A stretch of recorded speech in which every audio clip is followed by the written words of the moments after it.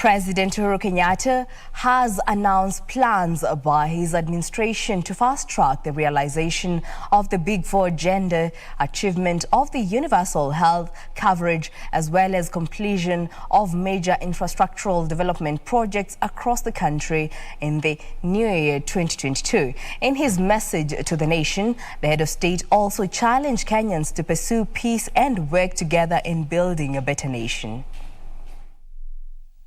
President Uhuru Kenyatta led Kenyans in ushering the new year 2022.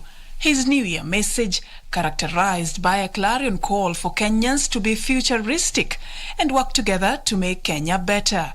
There is always a challenge in a new year, in a new beginning. We tend, because it is easy, to celebrate the milestones of the past at the expense of making real our dreams of the future. And this is because the past is always visible and concrete. Its victories and failures are spread out for all to see. But the future is invisible to the naked eye. And only those with a lens of faith can see it. Only the bold and the courageous can achieve it. This being his final year in office, the head of state highlighted the achievements of his administration in the last 9 years, affirming that in the new year, the nation will move closer to the realization of the dream of the Big Four agenda, achievement of the universal health coverage, as well as completion of major infrastructural development projects across the country. Our landscape in the new year will also be redefined by the completion of the construction of major road arteries across every part of our nation. Notably, will be the iconic Nairobi Expressway that will be open for use in the first quarter of the new year.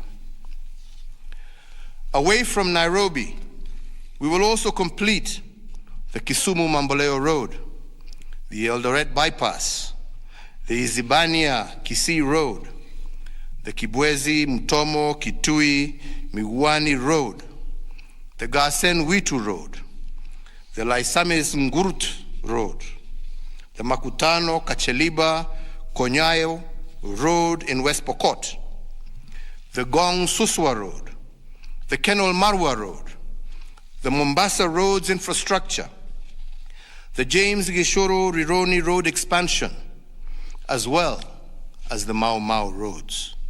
And as the political drumbeats get louder as the country edges closer to the next general election, the president challenged Kenyans to remain peaceful and to choose leadership over politics if the country is to achieve any meaningful development.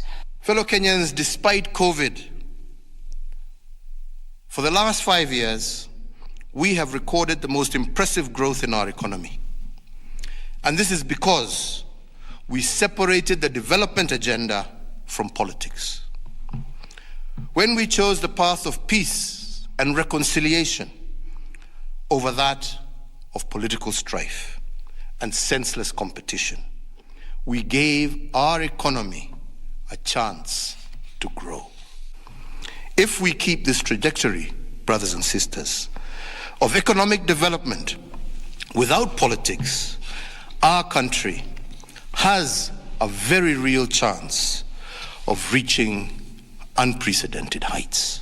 He also cited the gains made in the fight against COVID-19, noting that the government targets to vaccinate at least 30 million Kenyans by the end of 2022 and to introduce a booster jab in January. Our government targets to vaccinate 30 million people by the end of December 2022.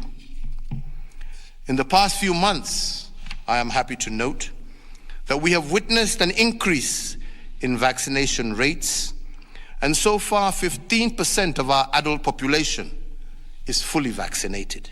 The President also announced that the academic calendar will accommodate 4 terms in 2022 in a bid to catch up on lost time during the prolonged school closure, which was a mitigation measure against the pandemic. The government, through the Ministry of Education, also plans to deliver 10,000 classrooms across the country early this year to support the competency-based curriculum infrastructure program.